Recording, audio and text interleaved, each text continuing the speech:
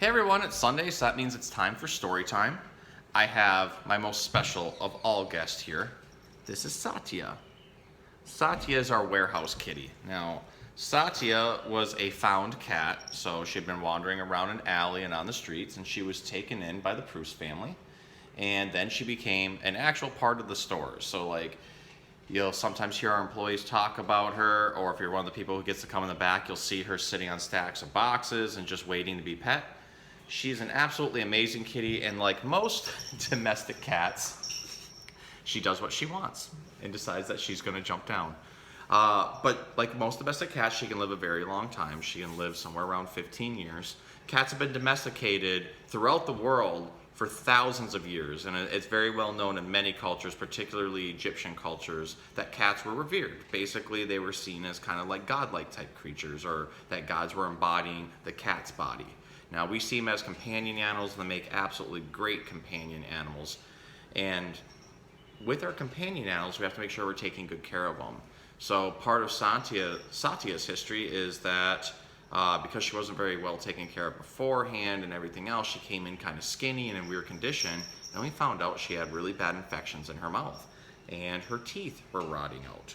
So we took her to our vet, and our vet said, we have to extract the teeth. So Satyia is missing the majority of her teeth. You're not going to show us, are you? Okay. How about we sit on the desk? So sometimes when you start petting her, she'll start drooling and her tongue will start hanging out. Just like that. Because she has no teeth anymore, so the tongue likes to hang out of there. And if you start scratching her just right, she'll start drooling all over her arm because there's nothing to hold it back in. But she's still just as gentle and just as good as a companion as any other kitty. So, on that note, we're going to read a book today called Old Cat by Barbara Libby. And Satya's going to go do her own thing. So sorry I don't have a cat in frame the entire time, but if you own a cat, you know you're not going to control them. So, he is an old cat. He sleeps long hours beneath the bedroom rocker, cushioned by woolly brown carpet. Our old cat likes the small cave the chair makes underneath, so we never move it. He sleeps, no longer alert to car brakes, squeaking in driveways, keys clicking in locks, or can openers signaling dinner time.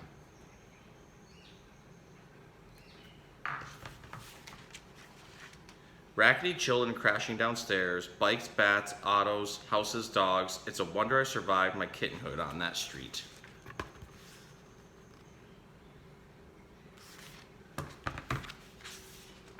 I found safety under shrubbery and watched our door for goings and comings. You never know what happened when I disappeared for weeks, but it was good to see you again, and I can tell you that.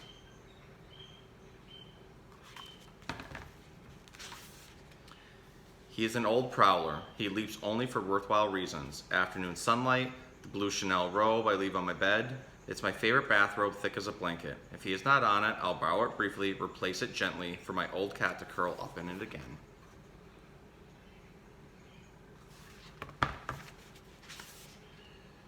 That apartment winter I paced room to room, leaped floor to sill, watching from windows. In spring you let me out at last. The wooded patch beside the drive was mine, but it was perilous. I took a pellet in the thigh from some child imagining lions, and that tough orange Tom got me once or twice. I claimed some of his fur as well.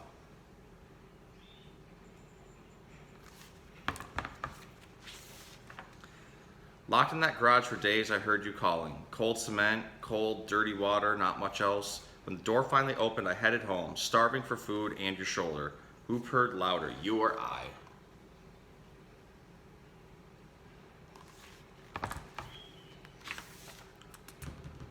He is an old mouser who now surveys his grounds indoors from sunny windows. It is territory measured in rooms, not acres, in warm carpets and wood fires, not honeysuckle and tall grass. As cardinals peck sunflower seed and goldfinches dive for thistle outside the living room window, he stretches and settles more comfortably on the couch.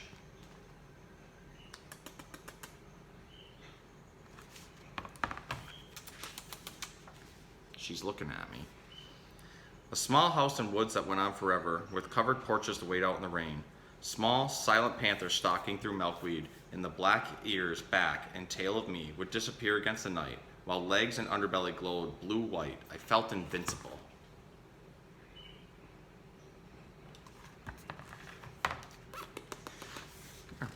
Come on. One night a field rat, gnawed, slithered through cracks to the space beneath your bed. I sniffed it out, hissed, spit, clawed it out. You and I shared the bed after that, but sometimes I'd place a mouse or a mole carefully on the step just to remind you how well I did my job.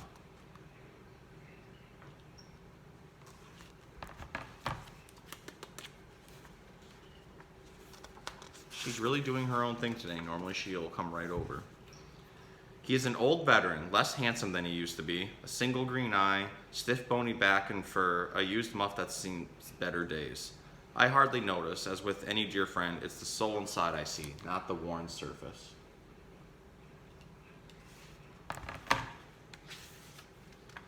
We moved deeper into the woods and higher. Beneath tall oaks, you built a house with high decks for surveying the woods around. And I was a grand leaper, landing foursquare on the deck railing 20 feet above ground.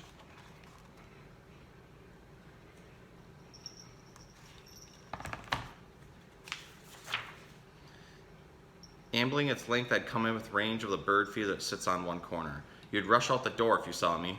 I'd just saunter off, tail high. There were woods to explore, rabbits and moles and white-footed mice, and the birds would be there tomorrow. So would I. Come here.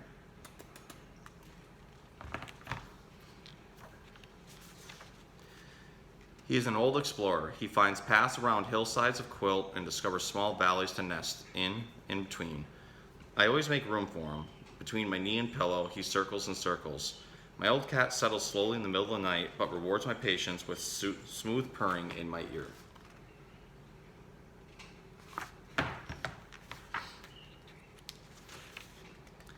He paws knew every inch of the wood.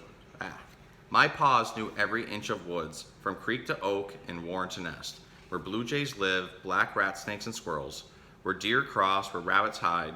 It's all been fine. The quiet times too, warm milk, Sundays on the porch.